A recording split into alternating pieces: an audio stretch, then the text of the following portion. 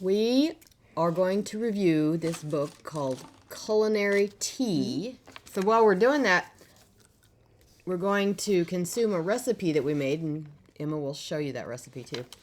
And we're going to drink some Darjeeling tea because the recipe we made was with Darjeeling. You want some too? Mm-hmm. Okay, there you go. Okay, so this recipe, I did make a few of my own adjustments. One of which being I added granola, and another one is that I changed up a little bit how I tempered the chocolate. So the recipe does not call for walnut oil, but I used walnut oil to make the chocolate tempering process give me a more sleek chocolate. Have some. Okay. Darjeeling tea bark chocolate. And yes, you actually eat the tea. Crunchy. You may have had a piece of granola in there too. No, now I shall die. Oh, well. It's chocolatey with some crunch. Actually, the Darjeeling tea leaves make it crunchy. Mm-hmm. But so is granola. And let's look at how our Darjeeling is developing there. It's a lighter color at the moment. Now, we'll put some of the footage from us making this on screens, and if you want to follow along, you should get this book. Mm-hmm. It's really good. It has a ton of recipes. Mm-hmm. So let's go to the chocolate Darjeeling bark on page 178, since that's the one we made. I have an entire bar of chocolate right here. No, I am not going to eat this in one sitting. I am going to be making something out of it. This is Darjeeling Chocolate Bark. For the tempering of the chocolate, that's mostly just kind of what I've always done to melt and temper chocolate. Put in about a bar and 2 pieces of chocolate into this little pot.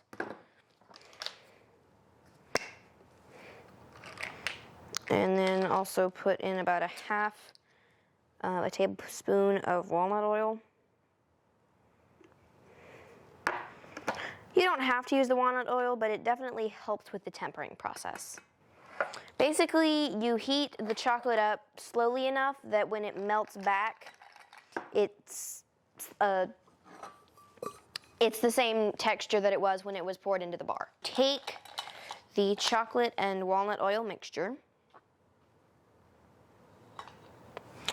and we're going to put it on top of a pot of water that is not quite at boiling, and we're just going to let this keep going for quite a while, and then we're going to add our Darjeeling.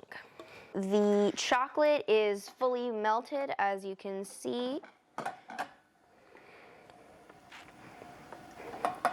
Kind of looks like what's on the Lindor packaging.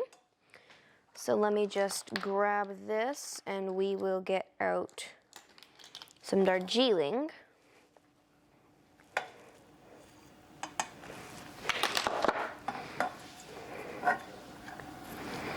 And you just want to fully incorporate that.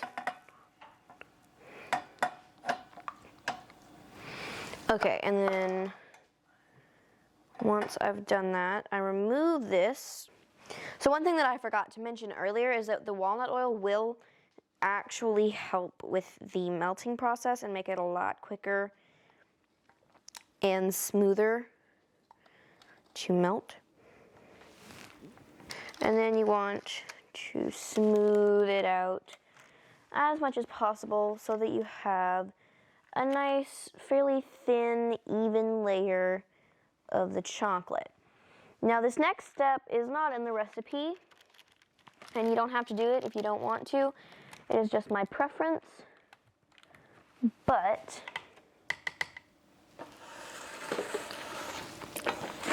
I like to put granola.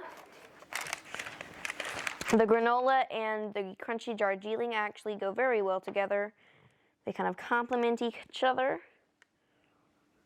So let me just smooth that up a bit. I'm using the Quaker protein granola with oats, chocolate, and almonds.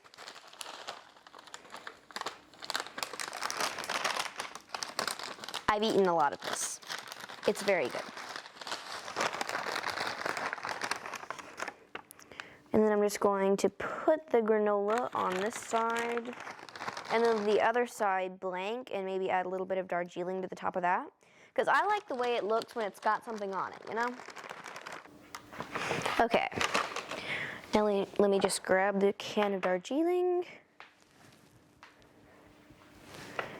and add a few Darjeeling leaves over here. And the stuff that I'm putting on top is purely for artistic reasons. There is nothing in here that says that you have to put any of the Darjeeling in this place. You just want to pretty it up. And I am actually blending the Darjeeling and the granola a little bit because, again, it looks nice. And yeah, you actually do eat the granola, or eat the Darjeeling that is in here. It's weird, but that is why you don't want to brew it, because you don't want to be eating soggy tea leaves. All right, and it has a little thing about how to melt the chocolate.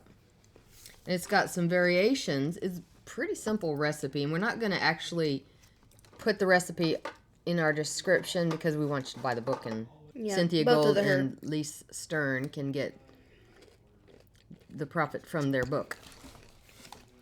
But it's just semi-sweet or bittersweet chocolate, and we use Lindt 90%, and then ground or crushed loose leaf Darjeeling tea leaves. Very easy recipe. And if you want to do a variation on it, you can do white chocolate, jasmine, milk chocolate chai, or lemon black, Earl Grey black, holiday bark, or smoky pecan. Ooh, that sounds good. I don't eat pecans anymore, but I'd eat that. So that is a really cool recipe. Makes a delicious chocolate. Another one that we saw was marbled eggs on page 91. We have actually done this before. Yeah, we did it with a recipe we got from another book. Put a link right there for you. In case you want to go watch us. By Darjeeling, actually. Marbled eggs. But look at there. The tea actually gets into the egg. Makes marbling. What you doing there? So that's something you can make if you buy this book. But back to the sections on the book. The flavor profiles on page 29 not only tell you about each kind of tea, but also how you could pair it. Pairing tea and food. So with white tea, it's delicate, so you want to go with mildly flavored sweets. Or better yet, just drink your white tea and don't have anything with it. Now look, this Darjeeling is developing a much darker color now. I'd say it's almost ready. Yeah, go ahead and take those out then, because you don't want to oversteep your black tea. Absolutely not. Green That's going tea. to result in some very bad flavor. She profiles green tea, Dragonwell tea. Dragonwell goes good with cheeses, actually. Jinmaicha, which has browned rice in it, giving the nickname popcorn tea. And she goes into all these other types of teas, oolong and so forth. I really enjoyed reading this. She talks about water temperature on page 44. Keep saying she, it's a they. But it's two she's. Two she's. She. So they talk about black and shucha pu'er should be given a full rolling boil for 4 minutes. And they go into how long and at what temperature you do each tea. Now, I find that when I look up water temperature, I get different numbers from different people, and they all say something like, experiment with it, see what you like, and different brands will be different. So it's kind of an index rather than a stamped in stone kind of thing. And then there's a lot of cool pictures of tea. We like tea. We like pictures of tea. Delicious. We've got a section on teapots where they talk about terracotta teapots, clay teapots, gaiwans, thin-walled glass and porcelain, and how it affects things. And they've got something on gong fu and tea bags, and then other things you can do, like a press. Then they've got information on buying and storing tea. And then the reason I bought this book, of course, is how to cook with tea.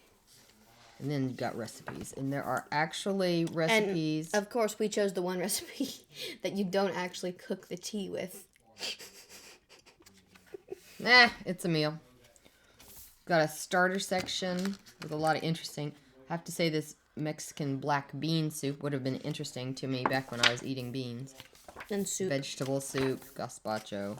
And all through the book you have beautiful pictures.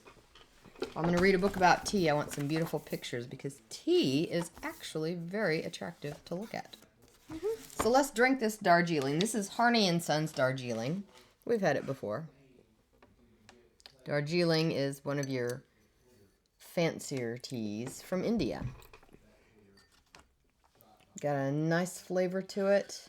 Teas from the northern Indian region of Darjeeling are known for their complex, delicate flavors and aroma.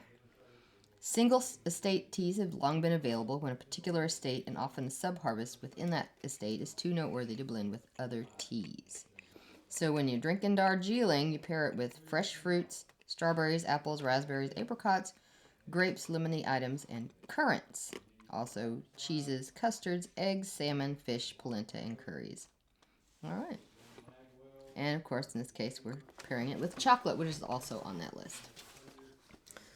Oh, you put some milk in it or some cream in it for me? I love cream.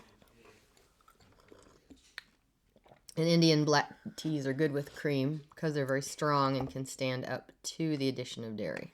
Like white tea or green tea, don't add cream. Unless you want to. But you're going to drown out the flavor. Still do it if you want to. Oh, that's good. All right, so I like Darjeeling. I like Darjeeling Chocolate Bark. Do you like granola Darjeeling Chocolate Bark with walnut oil? If I ate granola, I would eat it. She doesn't eat granola because she had a granola addiction. Once I start eating granola, I keep eating granola. So I don't eat granola. Can you relate? I don't even know how she stopped eating granola. It was bad for me, so I stopped. It has nuts in it. And grain. And grain. I don't eat those things. Have you been cooking with tea? Comment below. Tell us what you've been doing with your tea. We're interested. Show them your earrings. Look at these. I'm wearing large earrings today because they're ridiculously huge and I like that. That's not what she always wears. And by the way, it's already lost one of the rhinestones. Well, it's big and ridiculous. Until we see you again. Make sure to make time for tea and a good book. And chocolate.